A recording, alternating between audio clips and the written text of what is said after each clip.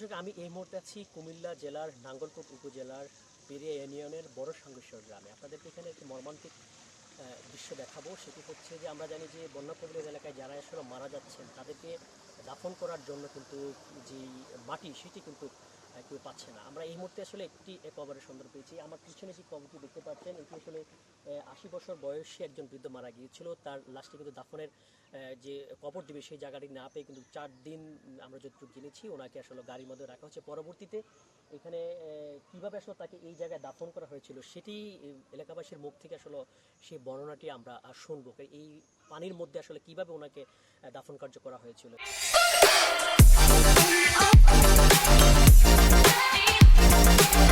এই মুহূর্তে আমরা ওনার সাথে একটু কথা বলবো যিনি আসলে এইটার এই পুরো ঘটনার প্রত্যক্ষদর্শী। আচ্ছা বলেন তো, উনি আসলে কবে মারা গিয়েছিল আর ওনাকে আসলে দাফনটা কিভাবে করা হয়েছিল?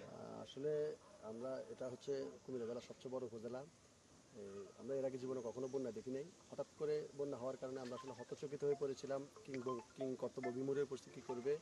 তো মানুষ আসলে কিছু বুঝে ওঠার আগে পানি এত বেশি বেড়ে গিয়েছিল যে মানুষের কিছু করার ছিল না। আমরা গত বৃহস্পতিবার রাত্রে আমাদের এখানে বন্যা হয়েছিল, সেদিন রাত্রে উনি মারা গিয়েছিলেন।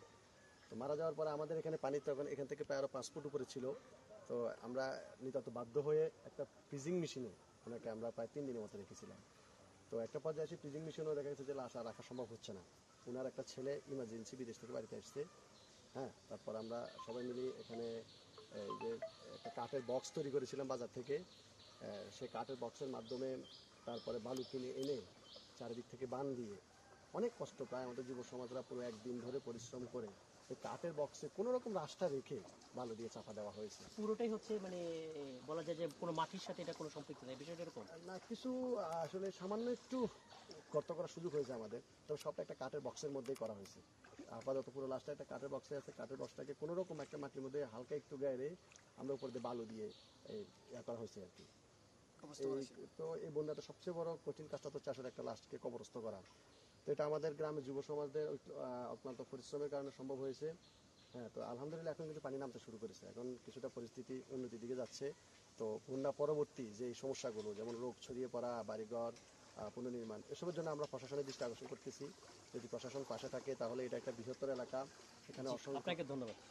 আমরা এই যে ওনাকে যে বৃদ্ধকে যে দাফন করা হয়েছিল তার সাথে ছিল আরেকজন ব্যক্তি সরাসরি সম্পৃক্ত ছিল। আমরা ওনার সাথে তো জানা ওই দিনের যে ঘটনাটা আসলে বলেন তো আমাকে, উনি যে মারা গেল পরবর্তীতে আপনারা কিভাবে তার দাফন কার্যটা আসলে মানে কতটা হৃদয় বিদারক আপনাদের কাছে লেগেছে? অন্য সময় তো আপনারা সাধারণত যে আমরা মুসলিম যেই ওই দিন আপনারা কাজটা কিভাবে করেছিলেন? আসলে উনি সকালে মারা যাওয়ার পরে সবাই কিং করতে বিমূঢ় হয়ে গেছে, এই মুহূর্তে কি করবে, কারণ আমাদের কোনো উঁচু জায়গা নাই যে ওনারা কবর দেবে। আর তাছাড়া ওনাদের এটা পারিবারিক কবরস্থান, তো ওনারা চাওয়া ছিল এখানে ওনারা দাফন করা।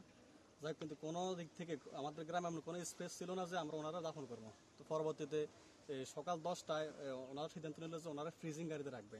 পরে আমরা নৌকা একটা সংগ্রহ করে নৌকার মধ্যে লাশটা বাসায় আমরা যুক্তিকলা নিয়ে যাই, সেখানে যে ফ্রিজিং গাড়িতে রাখছি।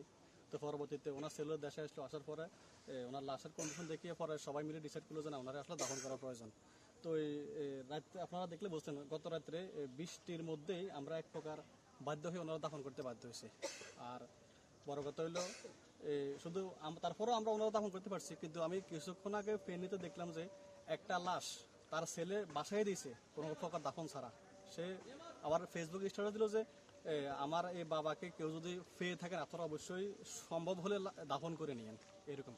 আর একটা কথা হলো, আমি নিজে আমাদের গ্রামে সবার আগে মনে হয় আমার বাড়িতে পানি উঠছে, আমি নিজে বন্যা এফেক্টেড একজন মানুষ, কিন্তু আমি আমার নিজের ফ্যামিলি চিন্তা না করেও আমি আমার পুরো গ্রাম বা পুরো এলাকা চিন্তা করতেছি। ওই বিশেষ করে বিভিন্ন ত্রাণ দিয়ে, অনুদান দিয়ে তাদেরকে বিভিন্নভাবে হেল্প করেও সাহায্য সহযোগিতা করতেছি। আমি চাই আমাদের প্রশাসনও সেভাবে সবাইরে সাহায্য সহযোগিতা করে যাবে। আর বন্যা পরবর্তী যে কার্যক্রমগুলা আশা করি তারা নিজেরা করবে এবং আমাদেরকেও তারা সাথে রেখে যদি করে তাহলে আমাদের গ্রামের, অন্তত আমাদের গ্রাম না শুধু পুরো এলাকা, পুরো বন্যার্ত এলাকার মানুষগুলো উপকৃত হবে, বা তারা না হয় তারা ভেঙে পড়বে।